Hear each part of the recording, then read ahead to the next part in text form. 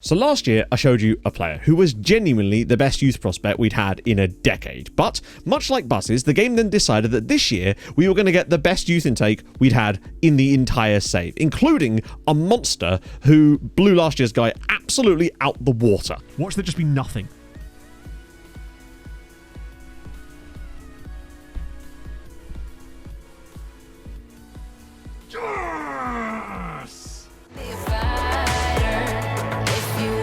Here to say it again. Once more, we have two Hungarian sides in European finals this season. Of course, that's what we're going to be doing over on stream right about now. So jump over to that after you've watched the video to get involved in the madness. The VODs of all the streams can, of course, be found on the second channel. They go out the day after every stream. But for now, season 22 of Building a Nation with MTK Budapest was supposed to be one of progress. We'd re-established ourselves as the second best league in Europe and had pretty much gapped everybody below us except for Spain. And now was the chance for us to start hopefully closing that gap and getting back closer to England. But before that, there is just a little matter of the Champions League and Europa League finals from last season. But I think the Champions League final can best be summed up like this. Well, this has been absolutely turgid football. So grand total of... Wait, hang on. Let the game expire first. Don't want to speak too soon. We'll probably concede now.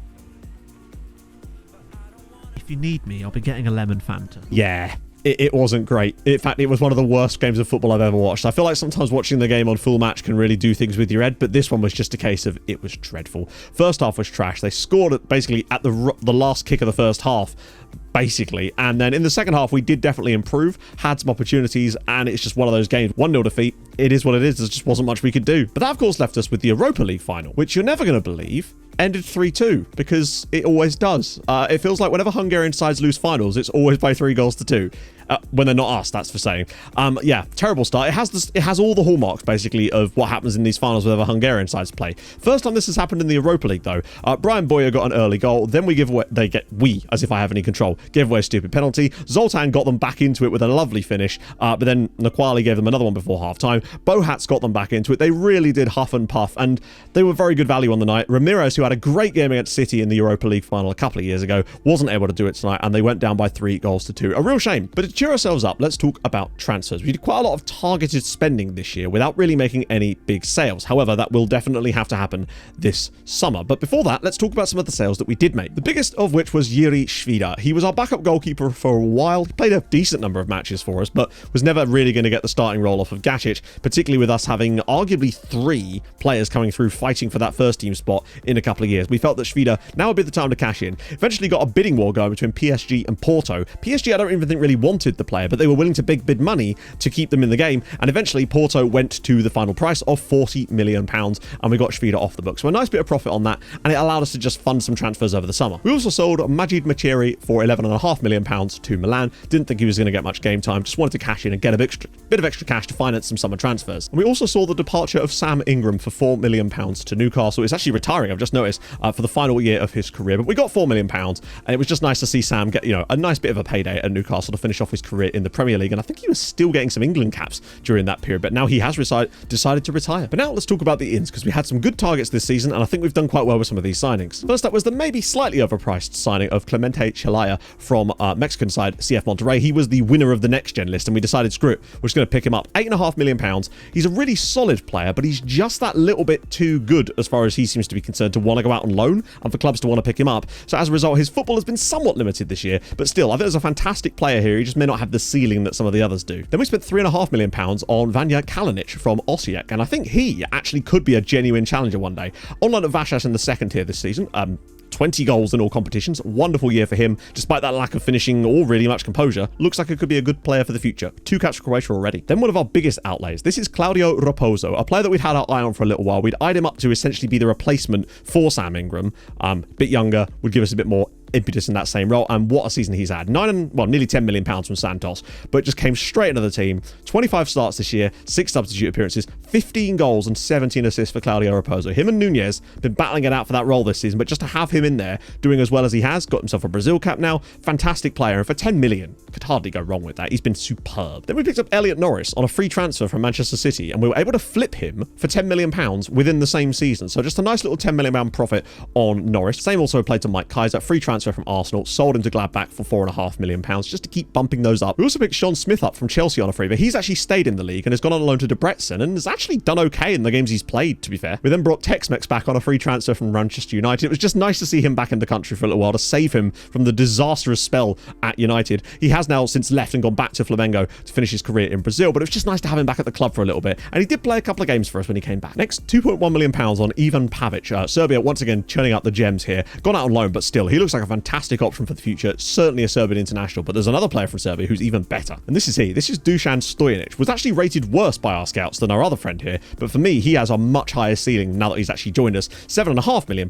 nearly for him. Already has a cap. Out on loan at Jury. I think there's a quality player here that's just waiting to develop. He just needs to get his technicals a bit better. There was £4.1 million on Lucas Zarate from River Plate. And again, just solid temp poles for strikers, dribbling, finishing, first touch, composure, decent pace and acceleration. Love it. Then Abraham Ramirez, Mexican right back extraordinaire, £5.75 million. I've just noticed he's back to being 5-star potential again, which is rather nice.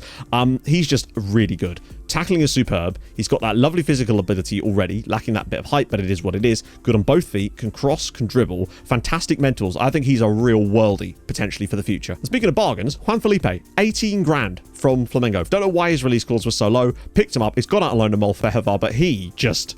no matter how bad or good he is, frankly, he's worth 18k. Then we had David Lamini from South Africa join us from Supersport United for 425 grand. The moment we found this guy, we knew we wanted him. We just had to wait till the right opportunity came along. We've picked him up, and I think if he can avoid injuries, unfortunately, he does have injury proneness, quite high, it would seem, which means that might be a bit of a problem for him, but still, I think there's a worldie under here. Then we have Pablo Leao, £4.7 million from Newell's Old Boys. Went out on loan to Erd, actually, this season in the second tier in January. He'll be coming back this summer so he can get himself a brand new loan if we can do, because I think he's better than them as they've just been relegated to the third tier. But I think there's a really quality player here. If he can just start to develop a little bit more, he's still very, very young, but I hope that there's a real quality here if we can just start to get him some football. Then we have Drissa Diabate, 180 grand from Stade Malien. We couldn't believe how low our scouts had ranked this guy. Only reason we even found him because we were looking through some of the national team squads, and his attributes are just very, very good. He's got great value now. He's getting some more caps. I think he's an excellent footballer, truth be told, and he's just a great addition to the squad. And the last signing of this season that we made over this period was Leif Jostin Sonfla, and apparently his surname means sunscreen, which is just fantastic. 3.1 million from Rosenborg, but he's still only 16. He's, other than his determination taking a little hit there, I think there's real quality in the future. Now, the one thing about him that does let him down as far as being a pure, really excellent fullback is that lack of tackling. And we know that's never going to improve by any real amount. We might see it go up to 9 by the time he's 30. So he's definitely going to be more of an attacking-based fullback when he does get through at some point. And hopefully he can build that sort of stuff up. But he seems to be working hard. And yeah, he has actually played a couple of games for us in the top flight at the age of 16. Still wouldn't make him even close to being the youngest player that's played for us this season. More on that later when we get to the youth intake. The league this year has still been very straightforward, but we did lose a lot more games than normal. No unbeaten season for us. We just weren't up to it. Had to rest players so we could play in the Champions League matches, and well, that's just what happens in that situation. Same few teams though qualifying for the Champions League again. Haladash still massively clear of the pack. Downside though, at the very bottom, you'll see Molfehovar relegated. Comfortably relegated. They didn't win in their first 23 matches this season. I couldn't believe how bad they've been. They've just been comfortably relegated to the second tier, and that does make me think that we might lose some of the loan farm players that are out there. Although that could come to our benefit as we get them back, but it's not ideal, really. It's really sad to see such a big side like Mol fall to the second tier to join the likes of Pushkas and various other teams down there. But now to Europe. And we genuinely could not have had a better start to our European campaign. A 6-1 hammering of Manchester United at home. Thomas Velasquez with a brace, Baumeister with a goal, and then Sem van Dam, who I brought on as a late sub, scores a hat-trick in the final 10 minutes of the match, just to prove that he can still do it, particularly off the bench. We then followed that up with a relatively solid but very close-fought game against Porto. Baumeister and Nunez with the goals, and obviously a penalty from Adelson Schwarz got one back for Porto. They always give us quite a good game, despite the gap in quality. Then we got back to winning very comfortably. 6-0 away at Crvena Zvezda, 2 for Durin, 1 for Velasquez, Valom and Nunez in there too. Just a complete domination. But remarkably, that domination carried on into the next match against Atletico with, again, Nunez, Michal, 2 for Patrice, 1 for Durin. No way this was a 6-0 game, but we just absolutely clapped them. And then things got better in our toughest game of the tournament so far. Away at Manchester City, Marcelo Nunez's goal gave us the win as we stayed 100%. Then travelled to the Netherlands before beating Ajax. Nunez again getting on the score sheet. Velasquez with another penalty this time before Boyo got one back, but it didn't matter. As we then carried this result into the next match against Slovan Bratislava, knowing that goal difference would be important in our battle to finish at number 1 spot. Durin, Michal and Bigmanovic grabbing the goals, 3-0 win. And lastly, finished things off with a bit of a bang. Durin with 2 more for Patrice, who's been superb this season, 1 more for Kenny, and a 5-2 victory over Red Bull Salzburg make it the second year in a row that we'd won every single group stage game. But I don't believe we were the only team that did it. Tell a lie, we absolutely were. We were in a massive battle with Liverpool to make sure we had the best goal difference. We win the group by 2 points, but you'll note, screw us right now, you'll note 7th spot, Haladash. They get top 8 this year. I said it in the last video that one of these days they were going to have a season like this, and boy, did they. They were unbeaten after the first 7, lost the last game against Chelsea away when they'd already qualified. Incredible scenes from them. Beating Monaco, Young Boys, Brugge, Betis, and Red Bull Salzburg. Good results for them, and of course their draws as well against Bayern and Milan.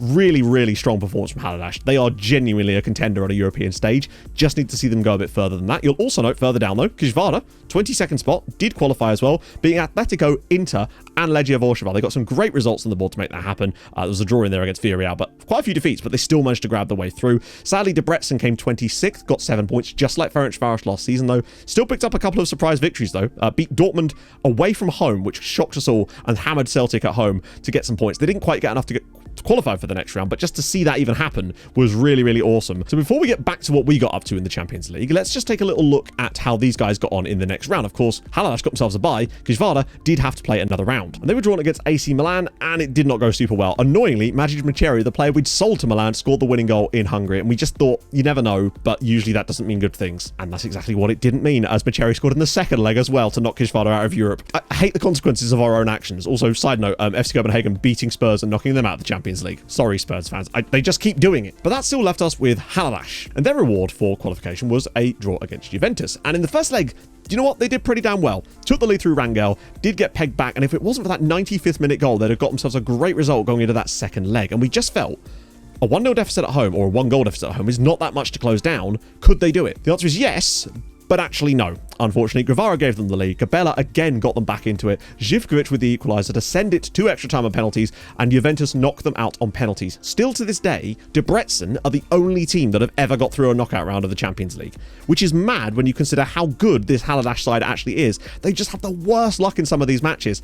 Such a shame, and of course that meant that they then went out of Europe as well. Such a shame, but we'll get back to what's happening with the other teams later. It's now time to talk about us in the knockouts. But our reward for winning the group was to play last year's winners, Real Madrid, in the round of 16, because of course it was. But we went to the Bernabeu, put in a really solid performance, denied Real Madrid basically anything, which is exactly what this tactic is designed to do. Possibly should have won the game ourselves, but we always fancy ourselves in home matches, so we felt we had a chance. And boy did we, a very comfortable win in the second leg. Blas, Kenny, and of course Raposo with the goals. Marquez got on back, but it wasn't enough. We are so good at beating the teams that beat us in finals the following season. It seems to happen constantly, but there you go, comfortably through to the next round. They only had, I think their first shot on target of the entire tie was their first goal in this game. But that then set up a tie against Barcelona, because we were just never going to get any easy draws at this point. And, well, first leg, absolutely brilliant performance. Blas and Kenny yet again doing the business. Öztürk got on back in a late resurgence of Barca. They'd done nothing in the first sort of hour and a bit of the game, but then they did have a little bit of a late surge. Luckily didn't get themselves a second goal, because they could have done at one point in this game, but still, really good performance. We then went to the Camp Nou in the second leg, and honestly, just tried to shut up shop and hang on. And we did eventually manage to make that happen. Almorindo's penalty in the 80th minute gave Barca the lead, but it wasn't enough for them, and we do progress to the semi-final of the Champions League. And there we would meet Bayern Munich. Again, not an easy side at all. We've played them in finals before, lost them as well. It is what it is. But in that first leg, it all became clear. We were on a different level this year. Mihal, Pretzel, Jurin, and Van Dam with the goals, and a comfortable 4-1 clubbing of Bayern Munich. Sorry, 4-0 clubbing of Bayern Munich in the first leg was exactly what we needed to put one hand on an appearance in the final. But we don't like to take these things lying down, and massively mugged them off in the second leg. Quite honestly, there's no way that we should have won this game. 3-2, Jurin, Raposo, and Mihal gave us the 3-0 advantage before finally they came back with Christoph and Marcelo Alonso. They should have easily won this tie on the night, maybe even 2-3-1. Frankly, but we got very lucky, 7-2, and into yet another Champions League final. We've been in 6 in the last 7 years, I think, or is it 5? It's a lot of finals, and we've not won enough of them. And as you can see, we will play Liverpool in the Champions League final. We've lost to them in the Champions League final before. We need to make a change from that. It's just the one defeat in the Champions League all season against Barcelona, and only 2 other games where we didn't win. It's mad. We have to get it over the line this year. It's just so annoying that we keep having these weird results in the finals. But that's us in a great spot. What about the other Hungarian sides that were in the lower competition? competitions because we had Ferencváros and Budapest Honvéd in the Europa League. And oh baby, did they make it count. 3rd and 4th, both get top 8, both very comfortable, 17 points, absolutely clapping. I mean, look at these results. Just relatively strong teams they were playing against sometimes, getting great results in there too. Both of them beat HJK, which always makes me feel good in there too. Their only defeats were against Stade Rennais for them and Wolfsburg for Ferencváros. So very, very good. Both got to skip around as well. Lovely to see. Ferencváros drew against Rangers and Honvéd got themselves a tie against Espanyol. And well, it went pretty damn well for Ferencváros. A 3-1 victory at Ibrox gave them a great chance in the second leg. And Honvéd with a 1-1 draw away from home. I always fancy these teams at home, gave them a great shot at getting through to the next round, which is exactly what happened. Honvéd with a 1-0 victory through Morales and of course Ferencváros with a 1-0 over Rangers. Both of them progressing to the quarterfinals of the Europa League and looking good with some big sides already going out, particularly as they drew Trabzonspor and Valencia respectively, and things got off to a great start. Honvéd with a 1-0 victory away in Turkey against Trabzonspor. Ferencváros going down 3-1 against Valencia though, real shame.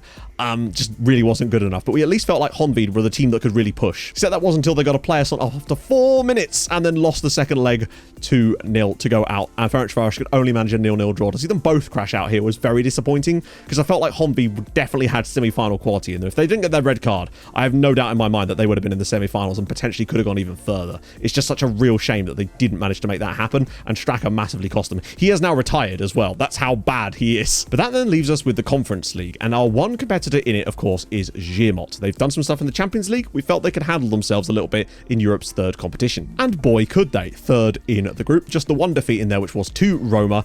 5 wins, though. Just really, really solid performance from them all round. Bati Borisov, CSKA Sofia, Hammarby, Panathinaikos, including beating Bayer Leverkusen 3-0 too. They really did show some quality. And the one thing they also did for us, which has helped us out massively this year, is they knocked out Real Sociedad in the last qualifying round, which means Spain got 6 teams in Europe this year, essentially, but had to pay as if they were getting 7. So the amount of points that Spain would have dropped from not having Real Sociedad winning matches in this group is absolutely enormous for us as a nation. But of course that meant they got to skip around and got to progress to the next round, where they draw Maccabi Haifa. A 1-1 draw in Israel isn't spectacular for them, but we felt that they had enough in the home leg to turn things around, which they emphatically did. 2-0 with Durham and Darwin the Lion grabbing goals for them to send them through to the round of, to the quarterfinals, where they got the benefit of drawing Maribor, who of course were a top 8 side, but they still managed to get a 2-1 victory at home. Luckily it didn't matter as they went 3-2 in Slovenia and grabbed themselves another win. 2 more wins, goals for Durham, 1 for Ayala, and they progressed to the semi-finals. The downside though is that they would meet English side West Ham in the semis, a team that had been very strange, losing to Partizan and also I believe lost to an Icelandic side in the group stages, but generally speaking was still a very good team. But it didn't matter because 1-0 to Zirmot in the first leg. Darwin the Lion scores again. You'll see in the other game Bayer Leverkusen beating Roma by 2-1, and in the second leg things just blew off.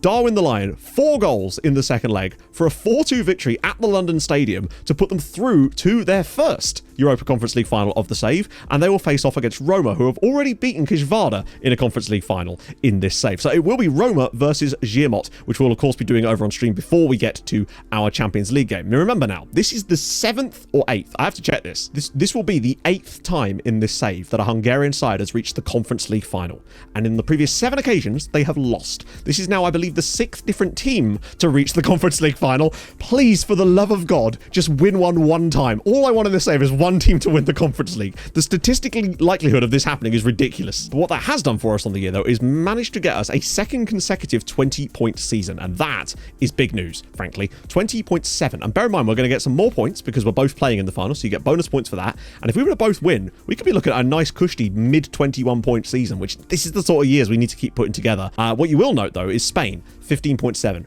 That right there is the lack of Real Sociedad. If they had them in there, I think they would have easily been up around the 19 points. The amount of points that's cost them is so good for us because if you look at the coefficient on the year, that's how close we were coming into the year. We move out now nearly 5 points clear of Spain going into the following season, and that is what we need considering that we're going to be losing that 25.9 season very soon. But look at the gap to everyone underneath. We're 16 clear of Germany now. We're completely gapped everybody else, but that's enough of that. Let's talk about this youth intake situation. You saw the clip at the start, so you've already seen the general outlook of what it looked like. But just to catch you up, this is the adjusted version of the youth intake. Now, interestingly, Milan Bokše has actually been upgraded to be around the same level as János. Now, I don't believe that for a second. I still think he's good, and we did actually sign up quite a lot of these players. The fact is, I would say the second, third and fourth best players in this youth intake would probably be amongst the best youth players we've had in the entire save, to give you an idea of the quality. I know I said golden generation, but the fact is, it still was a superb... For us, this is a golden generation. We had Gabor Volgi, who again, really, really solid player. Maybe probably I don't know about Hungarian international, but he's got some solid temp poles. We've got Josef Gaspar, again, similar story, just a really solid player. I don't know why he's training as a striker. Can we like maybe not have that happen? We also have Milan Bokše, again, another defensive midfielder, but again, the professionalism on these players is really damn important, but they are just not even on the level of János, who of course has now a face and a whole lore behind him, because this is János. This is the star of our youth intake. Originally, he was 5-star potential. I still believe that that's where he's probably, I mean, even if he doesn't, frankly, think of the quality of a player that's this good in our team is actually outrageous. He has the crossing, the dribbling already. He's fast, good acceleration too. Solid-ish mentals, but could definitely work on it. He's got good passing. His dribbling has already gone from 14 to 16 just in the couple of months since he's joined us, which is mad. He's good on both feet. He's 6'1" and only 16 years old. Although he's only just turned 16 years old, he still has plenty of room to improve as a player. I'm incredibly excited about what János can do. I reckon he gets a full Hungary cap before he even turns 18. He's a fantastic prospect, and he's already played some games for us. He's got 4 assists in 9 league starts for us in the second half of the year. He even got an assist, I think, on his debut for the club, so the player is definitely there. And speaking of his debut, we actually, of course, watched that game because we had nothing else to do at the time, and saw one of the weirdest own goals for a while. Who's that Lumen Mihov dude? What's he doing here? I'm so glad we watched this game. Puts it across, and the defender at the back post just scores.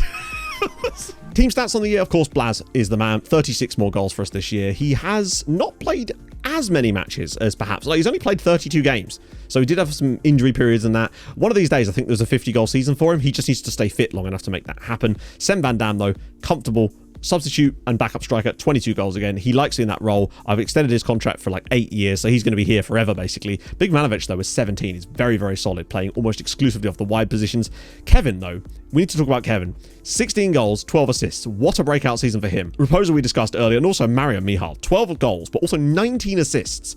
To finally sort of get on the level of assists of the likes of Kenny is fantastic. Now, I do wonder if that would actually last over another season. When you look at the XA, Kenny is clear by a considerable margin. But still, it's nice to see him putting up the numbers to go with it. Nunez with 13 assists as well. Velasquez with 10 assists is remarkable. And to see Patrice get 11 goals this season, he has been very, very good. He's arguably the best player at the club now in many ways, Patrice. He's genuinely in a league of his own. 29 years old, pretty much reaching his peak now. He's a legendary centre-back, 103 caps for Belgium, still only 29. Like, we've still got comfortably another 3 or 4 years out of him before he even starts to lose any pace. Particularly with, well, I'd say that's sort of around about the case. Whereas you compare it to someone like Montiel, who has played a decent amount this season. I mean, 33 starts for him. But at 35 now, he lacks the pace that really is needed sometimes to get him out of trouble. He can no longer really cover right back for us because he lacks that speed.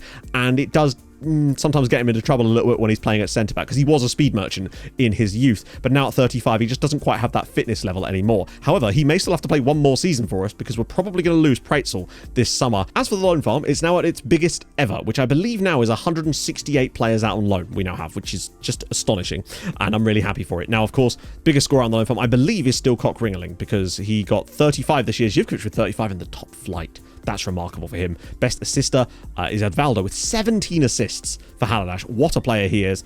Most valuable player? Liam Cooper at Kekschmidt. So you know I said that we had goalkeepers fighting for positions? Yeah, so basically there's a very strong chance that Liam Cooper comes back from his loan. He's got 20 caps for Scotland, and he's actually developing into an absolute monster out on loan this year. And I think really he's probably good enough to be our starting goalkeeper now at the age of 21. And that's really saying something. I think his loan will end. We'll bring him back, and he'll probably be our starting keeper next year. I'm super excited for him. Finances, though, you can see, this is where the problem lies. We've lost quite a lot of money this year because we haven't been able to make any major sales other than Schwida, which is why if we can sell Preitzel for like 100 million, that will really balance the books for us a little bit. And we might have to make a couple more big sales soon in the coming years, because it really does still cost us quite a lot to keep this loan farm going. We pay around about 1.2 million a week to do the loan farm, because we have us, but that accounts for 170 odd players, basically, if you include some of the ones that aren't actually out on loan. So it's still worth it to us and for the save, because if we weren't doing it, we wouldn't be in this position. But it does mean we have to be more of a selling club than we would maybe like to be. And that's a bit of a problem, but it is what it is. The aims for this year are simple. We are hoping that if we get a second spot in the coefficients this year, in terms of on the year, we'll get an 8th team in Europe next year, which obviously will hurt the dilution, but does give us a chance for more points. And we're now at the stage where it actually would be more beneficial to us than negative. And that's kind of what we need to start taking points away from England. We just have to do it again. Just keep on plugging away. Try and win a Champions League. Try and finally break the duck in the Conference League this year, so we can say that we've had a Hungarian side win all 3 trophies. But that's the real thing. I'm rooting for Giamot so hard today, and I hope you will be as well. If you've enjoyed this video, drop a like. That'd be marvelous. If you're new to the channel, subscribe, and I'll see you guys very soon. Hold your gun. Capybara. Bye-bye.